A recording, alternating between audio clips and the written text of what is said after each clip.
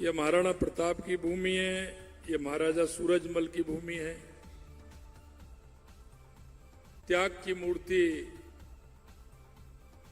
पन्ना धाय की भूमि है। भक्ति की मूर्ति मीराबाई की भूमि है। और अपने आप को पर्यावरण के लिए नौछावर कर देने वाली मां अमृता देवी की धरती है। निश्चित रूप से मुझे बड़ी प्रसन्नता है कि यह चिंतन शिविर आपने राजस्थान की भूमि पर रखा है। इसलिए मैं पुनः आप सभी का बहुत बहुत स्वागत करता हूं, अभिनंदन करता हूं। हमारे बीच में हमारी माननीय महिला बाल विकास मंत्रालय की हमारी कैबिनेट मंत्री श्रीमती अन्नपूर्णा देवी जी, मैं उनको और भी धन्यवाद देता हूं कि समय की परिस्थिति चलती है तो कई बातें अनायास हो जाती हैं, और अनायास वो ये हो जाती हैं कि उनके नाम से ही ये महिला बाल विकास मंत्रालय को अगर आप देखेंगे, क्योंकि कई बार मैं कहता हूं गांव में जब हम जाते हैं, गांव में जब पहली बार बारिश होती है आषाढ़ के माह में तो हम जाते हैं तो मां अन्नपूर्णा से हम निवेदन करते हैं कि मां इसमें आप सभी को देना, पक्षियों को भी देना, जानवरों को भी देना, मेरे आए हुए अतिथि को भी देना, मेरे परिवार को भी देना, साधु संत जितने भी हैं उन सभी को देना।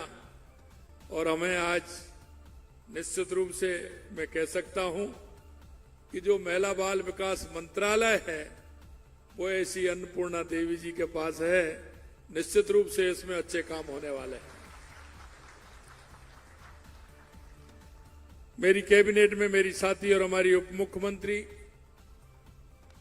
महिला विकास मंत्री श्रीमती दिया कुमारी जी, माननीय उड़ीसा की उप मुख्यमंत्री श्रीमती प्रावती परिदा जी,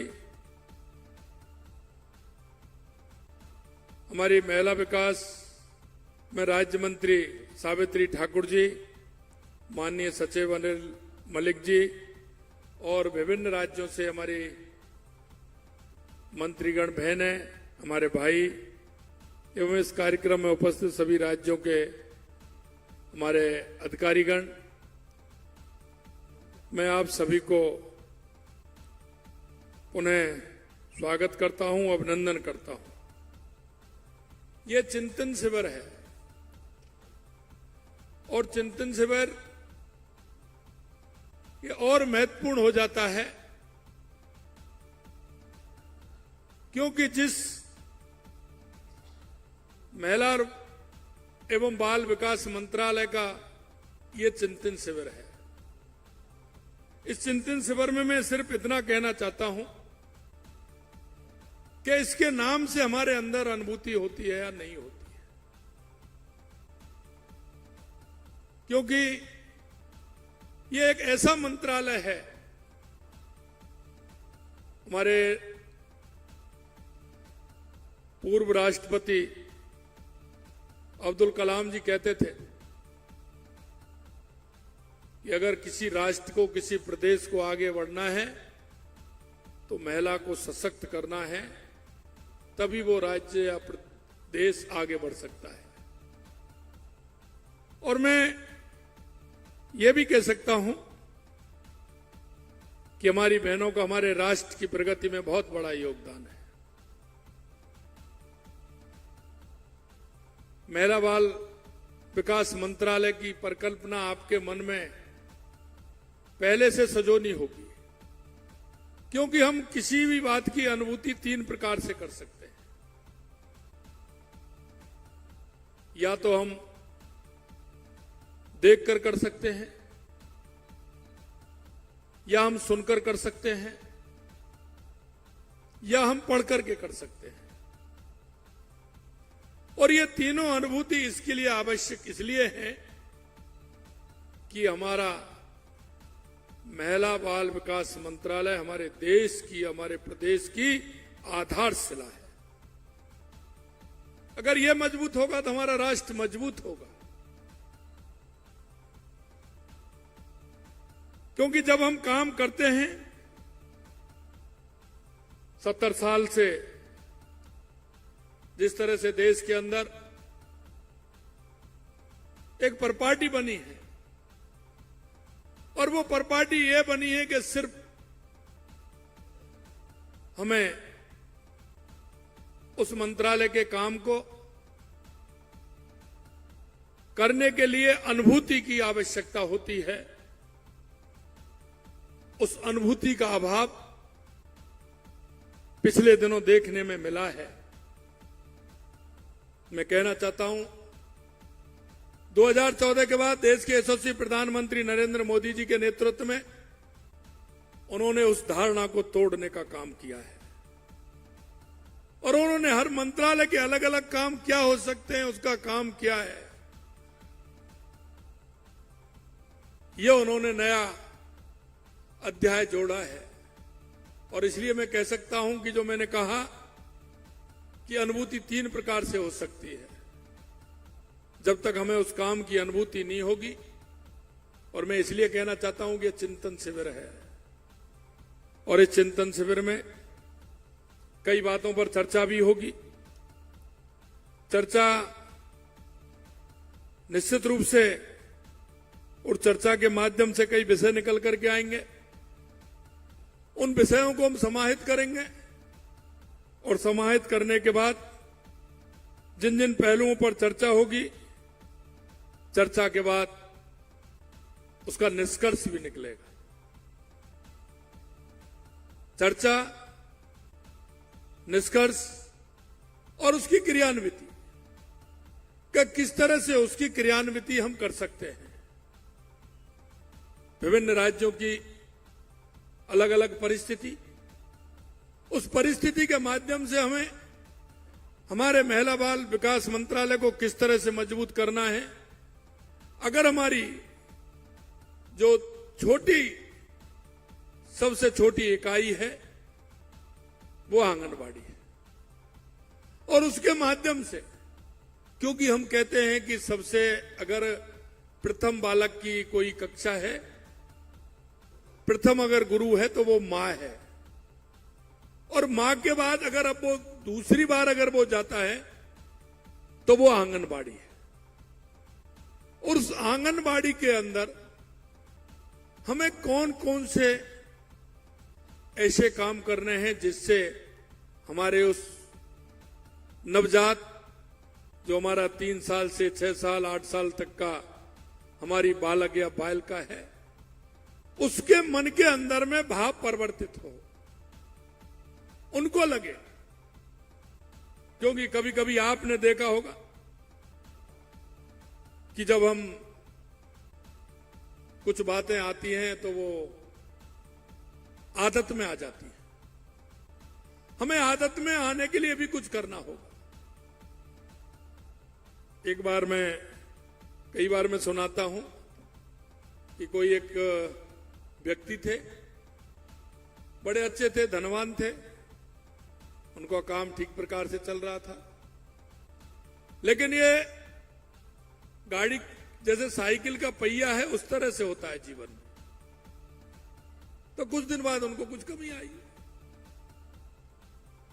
कमी आने के बाद वो, क्योंकि आदमी के बाद थोड़ा सा दिक्कत आती है, तो वो कहीं ना कहीं किसी मंदिर में जाएगा, किसी ना किसी के पास जाएगा, ठाकुर जी के पास जाएगा, हनुमान जी के पास जाएगा, उनके पास जाएगा। फिर वो किसी व्यक्ति के पास भी जाता है, कभी हाथ दिखाता है, कभी कुछ दिखाता है, कभी कुछ दिखाता है। तो हो गया, एक विद्वान थे, उनके पास जाकर के पहुंचा, उन्होंने कहा कि साहब ये है। तो उन्होंने कहा आइए बैठिए। उन्होंने बैठाया, उनकी कोई दिक्कत नहीं। उन्होंने देखा, देख करके उनको कहा कि बताइए। 3-4 महीने में ठीक हो जाएगा। 3-4 महीने बाद उसकी उत्सुकता और बढ़ गई, 3-4 महीने में क्या होगा, बताइए, क्या मेरी लॉटरी खुलने वाली है, क्या होने वाला है, कैसे होगा, कैसे नहीं होगा। बोले नहीं, 3-4 महीने में हो जाएगा। बोले कैसे होगा? बोला आपकी आदत में आ जाएगा, जो आपका है ये आपकी आदत में आ जाएगा। तो मैं कहना चाहता हूं कि कुछ बातें हमको हमारी आदत में भी डालनी होंगी, और वो आदत में इसलिए डालनी होंगी कि हमारा जो परिदृश्य है, जो हम देख रहे हैं, अभी हमने देखा राजस्थान के अंदर गांव ढाणी हमारे आंगनवाड़ी केंद्र हैं, लेकिन आंगनवाड़ी केंद्रों में हम देखते हैं जो हमारे गांव के लोग हैं, हमारी माता बहनें हैं, हमारी सहकारी संस्थाएं चल रही हैं, दूध संकलन करती हैं, और वो क्योंकि आर्थिक विषमता जो होती है, आर्थिक स्थिति जो होती है, वो कई मायने में बहुत कुछ कराने को मजबूर भी कर देती है। तो हमने देखा कि हमारी माता बहनें जो गाय भैंस रखती हैं, वो सारा दूध जो टंकी वाला सुबह आ जाता है उसको दे देती है। हमारे मन में ये बात थी कि हमारे उन 9 निहालों को दूध नहीं मिल पाता है। अगर वो अभी से कमजोर होंगे तो मजबूत कैसे होंगे, सुदृढ़ कैसे होंगे? अगर हमारा कोई बालक या बालिका है, अगर उसको ठीक प्रकार से पोषण नहीं मिलेगा तो वो सुदृढ़ नहीं हो सकता है। हमने कहा कि हम सप्ताह में मुख्यमंत्री अमृत योजना के माध्यम से 3 दिन हम उनको दूध आंगनबाड़ी केंद्र, और हमने ये भी कहा कि उनको देना नहीं, उनको वहां पिलाना है। हमने ये भी कहा है कि हमारे आंगनबाड़ी केंद्र में सीसीटीवी कैमरा भी लगेगा, कि जो हमारी निगरानी भी उसमें रहेगी, कि अपने कहीं किसी कारण के लिए हमारे उन 9 निहालों को कहीं कोई दिक्कत तो नहीं हो रही है। हमने उनका मानदेय, जैसा कि हमारे उप मुख्यमंत्री दिया जी ने बताया, हमने उनका मानदेय भी हमने उनका बढ़ाया है। मैं चिंतन शिविर के माध्यम से 2-3 बातें आपको कहना चाहता हूं कि हमें इस चिंतन शिविर के हर पहलू पर विचार करना चाहिए। और जो मैं कहना चाहता हूं, जो हमारे चाहे अधिकारी हैं, चाहे हमारे मंत्री हैं, हमको उनकी भाव और भावना से जुड़ना पड़ेगा। और हम भाव और भावना से जुड़ करके हम नीचे तक हमारी ये इकाई को, ये बहुत महत्वपूर्ण मंत्रालय है। यह मंत्रालय वो मंत्रालय है जो सेवा के भाव को दर्शाता है। यह मंत्रालय वो मंत्रालय है जो आप अपनी इच्छा शक्ति से अगर मन में यह धारण कर लें कि इस मंत्रालय की नीचे जो योजना है उनको हमें नीचे तक पहुंचाते हुए हमारे उन 9 निहालों को और हमारी माता बहनों को सशक्त बनाना है, तो वो सशक्त बना सकते हैं। लेकिन मैंने जैसा कहा कि इसकी अनुभूति आपको करनी होगी, या तो उन सेंटरों पर जाकर के आपको अनुभूति होगी, या आपको जो महिला बाल विकास मंत्रालय का जो काम है और ये आवश्यकता क्यों पड़ी इस काम की, इसको पढ़कर के होगी। या कई लोग आते हैं, गांव के लोग आते हैं, उनके साथ बैठ करके उसके बारे में जानकारी लेंगे, तो आप उनकी बात सुनेंगे तो सुन करके उनकी अनुभूति होगी। हम सौभाग्यशाली हैं, हम सभी जो इस चिंतन शिविर के अंदर हैं। हमें एक ऐसे तबके का, हमें उन लोगों की सेवा करने का मौका मिला है जो शायद ही हमको मिल पाए। क्योंकि कभी कभी हम देखते हैं, हम ऊपरी सतह को देखते हैं, हम नीचे की तरफ नहीं देख पाते। मेरा आग्रह रहेगा इस चिंतन शिविर के माध्यम से कुछ ऐसे विचार अपन लेकर के जाएं, कुछ ऐसी कार्य योजना हम यहां बैठ करके बनाएं कि जिससे कि हमारे उन केंद्रों को हम ठीक प्रकार से और व्यवस्थित हम उनको कर सकें। हम 10 लास्ट के जो हमारा समापन सत्र हो, उसमें हर मंत्रालय, हर कर्मचारी, हर अधिकारी इस बात को लेकर मैं इन 10 बिंदुओं पर जाकर के, मैं 5 बिंदुओं पर जाकर के हमारे क्षेत्र में हमें काम करना है। मैं कह सकता हूं आपका अनुभव हो सकता है, लेकिन जब तक अनुभूति नहीं होगी उसकी, जब तक हम काम नहीं कर पाएंगे। क्योंकि जिसको आवश्यकता है उस आवश्यकता की अनुभूति हम सभी को करनी पड़ेगी, और वो इसलिए करनी पड़ेगी कि हमारे पास जिम्मेदारी है। हमें छोटी छोटी बातों पर ध्यान देना होगा, क्योंकि कई बार लोग कहते हैं कि ये तो बहुत छोटी बात है। देखिए, मैं हमेशा कहता हूं, जो एक कहावत है कि मुर्गी के लिए तकुआ का घाव बहुत बड़ा होता है। मुर्गी के लिए तकुआ का घाव बहुत बड़ा होता है। शायद कई नहीं समझ पाए होंगे मेरी इस बात को, कि यानी कि छोटी जो मुर्गी होती है, अगर उसमें एक पिन भी चुभेंगे तो उसके लिए वो बहुत बड़ा घाव होता है। हम उसकी अनुभूति नहीं कर पाते। एक जो गांव में, एक आंगनबाड़ी केंद्र पर, एक जो हमारी मां है, हमारा बालक है, बालिका है, वो जाती है, वो ऐसे नहीं जाती। एक बार विचार कर लें कि हमारे लोग कितने जाते हैं, आपको अनुभूति हो जाएगी।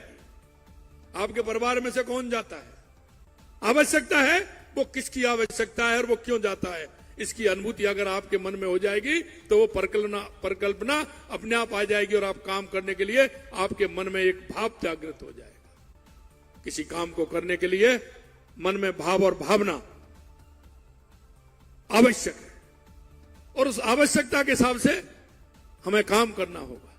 देश के यशस्वी प्रधानमंत्री नरेंद्र मोदी जी हर छोटी बात को कहते हैं, इस राष्ट्र को मजबूत बनाना है, इस राष्ट्र की नींव को मजबूत बनाना है। और नींव मजबूत जब बनेगी जब इन सारे विषयों को लेकर के हम उस पर काम करेंगे। और मैं आप सभी को भी मैं धन्यवाद देना चाहता हूं कि आपको इस देश की युवा पीढ़ी को और माता बहनों को मजबूत करने के लिए एक अच्छा प्लेटफॉर्म मिला है, एक अच्छा मंत्रालय आपको मिला है। हम बहुत बड़ा काम कर सकते हैं, आंतरिक अनुभूति भी होगी। इसलिए मैं कहना चाहता हूं कि हमें यह काम करने के लिए और उनके स्वास्थ्य पोषण की देखरेख के साथ साथ उनकी सुरक्षा, शिक्षा, कौशल, संवर्धन, रोजगार, उद्यमता, सामाजिक सम्मान, महिला हितैषी नीतियां का प्रभावी क्रियान्वित करना होगा। जब हम इसका क्रियान्वित करेंगे तो जो हम कहते हैं पंडित दीनदयाल उपाध्याय की अंत्योदय की योजना निश्चित रूप से हम साकार कर पाएंगे। हमारे प्रधानमंत्री जी जिस तरह से पंडित दीनदयाल उपाध्याय, डॉक्टर भीमराव अंबेडकर जी की उन नीतियों पर चल रहे कि अंतिम पायदान पर खड़ा व्यक्ति उसको लाभ मिलना चाहिए, चाहे वो कोई भी हो। और जैसा कि हमारे उप मुख्यमंत्री जी ने चर्चा की, उन्होंने कहा कि देश के यशस्वी प्रधानमंत्री नरेंद्र मोदी जी कहते हैं कि हमारी 4 जातियां हैं। उन्होंने 4 जातियों में विभाजित किया है, एक महिला, एक युवा, एक किसान, एक मजदूर। वास्तविकता है, अगर हम नजरें घुमा के देखें तो इससे कोई नहीं बचता है। और हम इसके लिए अगर काम करेंगे तो निश्चित रूप से हमारा देश आगे बढ़ेगा, और हमारी नीतियां जो इसके लिए हमें प्रभावी रूप से बनाई हैं, वो नीतियां हमारी आगे काम करेंगी। इसके लिए भारत सरकार द्वारा संचालित योजनाओं के साथ साथ राज्य सरकार की भी विभिन्न योजनाएं हैं। आप उन योजनाओं का समय समय पर मूल्यांकन करें, क्योंकि जब तक हम किसी बात का मूल्यांकन नहीं करेंगे, भाई आप देख रहे हो, आप सभी नीचे से पहली क्लास से पढ़ करके आए हो, कहीं ना कहीं कोई ना कोई पेपर तो आपने दिया है, और पेपर दिया है तो उसमें आपका आधार बना है। आज भी आपको ध्यान होगा कि 10वीं में मेरा फर्स्ट डिवीजन आया है, सेकंड डिवीजन आया, थर्ड डिवीजन आया। आज आपकी अनुभूति होती है उस समय मेरी कैसी स्थिति थी, बाद में आके आपने डिक्टेशन ले ली, लेकिन आपकी कैसी स्थिति थी। तो हर काम के लिए मूल्यांकन करना, उस काम को आधार बनाते हुए उसकी मॉनिटरिंग और उसका मूल्यांकन और उसका परिणाम, हम किसी भी काम को करते वक्त, चाहे हम घर में भी कर रहे हैं चाहे बाहर भी कर रहे हैं, हम उसका आधार, हमको कोई ना कोई आधार हमें बनाना होगा। अगर आधार हम बना करके चलेंगे तो हमको भी आंकलन होगा, और नहीं तो वो काम हवा में ही होगा। हमारा आंकलन अगर नहीं होगा तो चल रहा है जैसा है वैसा चल रहा है। इसलिए मैं कहना चाहता हूं जितनी भी हमारी योजना उनका आंकलन हमें करना होगा और आंकलन के आधार पर हमें चलना होगा। और जब आंकलन हमारा ठीक प्रकार से होगा तो निश्चित रूप से हम काम करेंगे। हमारी आंगनवाड़ी केंद्र की बहुत बड़ी संख्या है, हम उनमें अगर ठीक प्रकार से करें, देखिए कहां रिसाव है इसका ये भी हमें देखना है। रिसाव कहां है? हमारा जो हम करना चाहते हैं, भारत सरकार करना चाहती है, राजस्थान सरकार करना चाहती है, वो आखिरकार कहां रुका हुआ है? आपने देखा होगा 2014 से पहले, फिर मैं पीछे जाना चाह रहा हूं कि क्या स्थिति थी। कई हमारे पूर्व प्रधानमंत्री कहते थे कि हम 1 रुपया भेजता है 15 पैसे पहुंचता है, लेकिन देश के यशस्वी प्रधानमंत्री नरेंद्र मोदी जी के आने के बाद आपने कितना बड़ा परिवर्तन देखा है। अगर 100 रुपए जाएंगे तो 100 रुपए पहुंचेंगे। हम क्यों नहीं कर सकते? जिसको जिसका लाभ मिलना है उसका पूरा का पूरा लाभ क्यों नहीं मिले? इसका मूल्यांकन कौन करेगा? इसका मूल्यांकन करने वाले हम और आप ही हैं। मैं आपको कहना चाहता हूं, देखिए कई बार हमारे मन में गलत फहमियां हो जाती हैं, और गलत फहमियां ये हो जाती है कि हमको कोई नहीं देख रहा है, हमको कोई नहीं देख रहा है। लेकिन मैं आपसे एक बात कहना चाहता हूं, आप पर जब थोड़ी सी दिक्कत आती है, कोई भी हो, वो इस मंदिर में जाते हैं, वो उस मंदिर में जाते हैं, ठाकुर जी के सामने पूजा भी करते हैं, उससे दुआ भी मांगते हैं। जब आपकी पूजा को देख सकता है तो आपके उन कामों को नहीं देख सकता क्या? एक जरा बताइए मेरे को। आपकी जब पूजा को देख सकता है तो हमारा काम कैसा हो रहा है, हम किस काम को कर रहे हैं, इसको कोई देखने वाला नहीं है क्या? इसलिए मैं भाई और बहनों में कहना चाहता हूं, इन चिंतन शिविर के अंदर, क्योंकि ये राजस्थान में हो रहा है, और मैं धन्यवाद देना चाहता हूं अन्नपूर्णा जी को कि एक बहुत अच्छा काम आपने राजस्थान में किया है। इससे पहले हमारा फाइनेंस का भी मीटिंग हमारी हुई थी, और अभी 18-19 को एक और हमारे यहाँ होने वाली है लगातार, और वो तो उदयपुर में ही होने वाली है। मैं यही कहना चाहता हूं कि हम जो भी कोई काम करें उसका आंकलन करें, मूल्यांकन करें, और हम क्या कर रहे हैं इसको भी करें।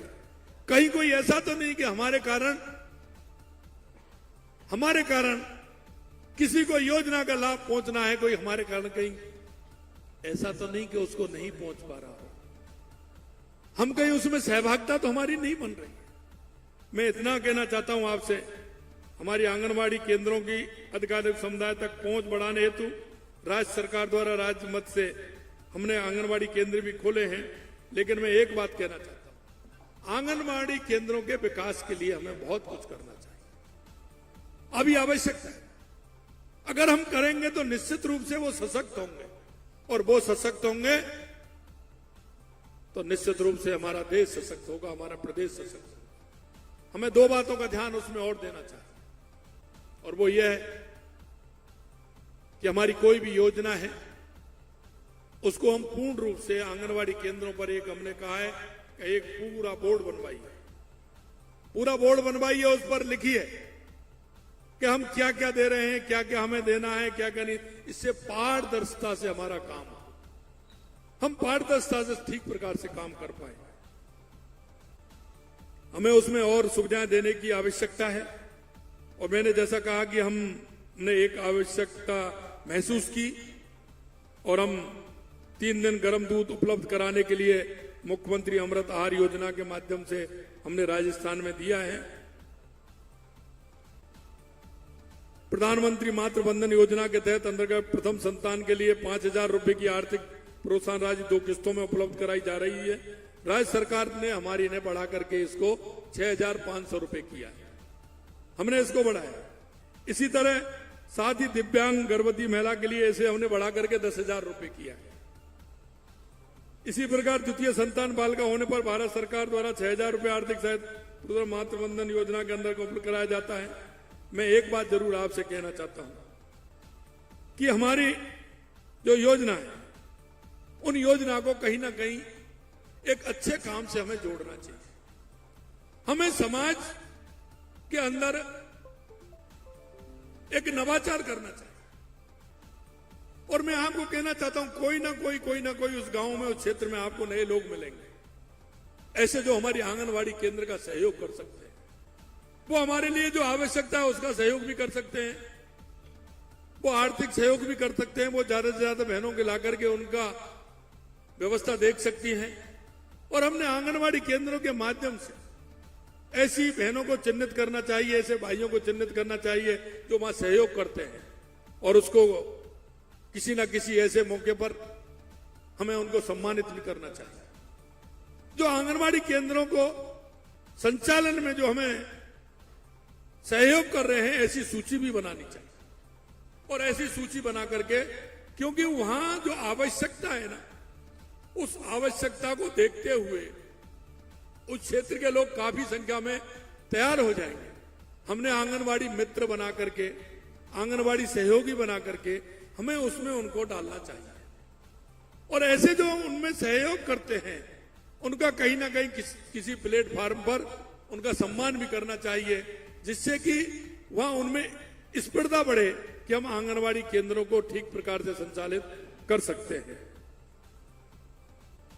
हमारी कई योजना हमारी जिस तरह से चल रही हैं, लाड़ू प्रोत्साहन योजना, हमारी कालीबाई व्हील उड़ान योजना के तहत हम 1,22,00,000 महिलाओं को, किशोरियों को प्रतिमाह 2 पैकेट निःशुल्क सैनिटरी नैपकिन उपलब्ध कराने का काम हमारी सरकार कर रही है।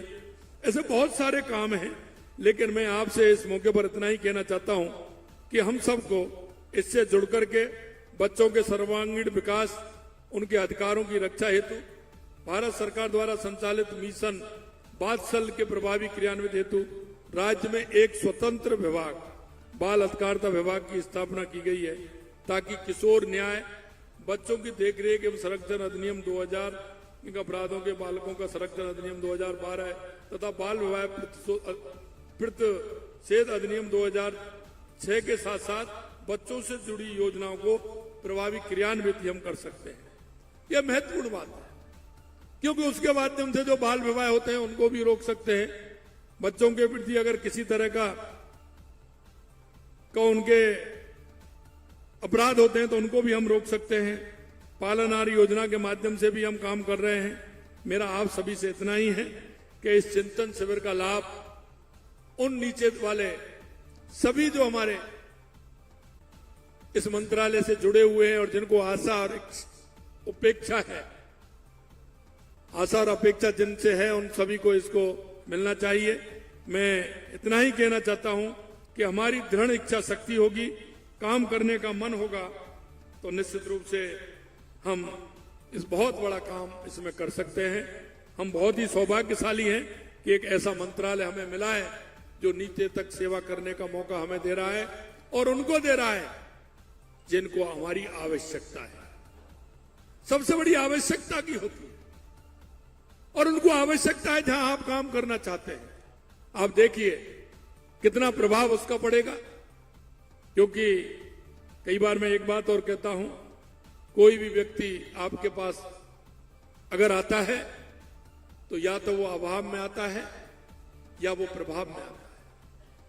अगर आपके पास अभाव में आया है तो हमका दायित्व बनता है कि उस अभाव वाले को, हम भाग्यशाली हैं कि जो हमारे पास आया है उसको हम क्यों ना जो वो हमसे चाहता है उसको करें। और दूसरी बात वो आता है आपके प्रभाव में कि आपके कहने से मेरा ये काम हो जाएगा, तो आप सौभाग्यशाली हैं कि ईश्वर ने आपको प्रभावशाली बनाया है, वो आपके प्रभाव में आ रहा है, तो भी हम उसकी सेवा करें।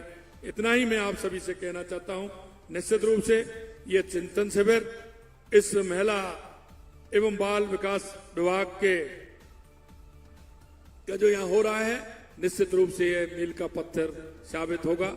यह चिंतन शिविर को ठीक प्रकार से करें और देश के यशस्वी प्रधानमंत्री नरेंद्र मोदी जी के नेतृत्व में हमारा देश आगे बढ़े, हमारा प्रदेश आगे बढ़े। पुणे में सभी प्रदेशों से आए हुए सभी हमारे मंत्रीगण भाई और बहन और सभी हमारे अधिकारीगण उन्हें आप सभी का मैं स्वागत करता हूं और अन्नपूर्णा जी को मैं धन्यवाद देता हूं कि उन्होंने यहाँ ये कार्यक्रम रखा है। भाई सावित्री ठाकुर जी, पुरावती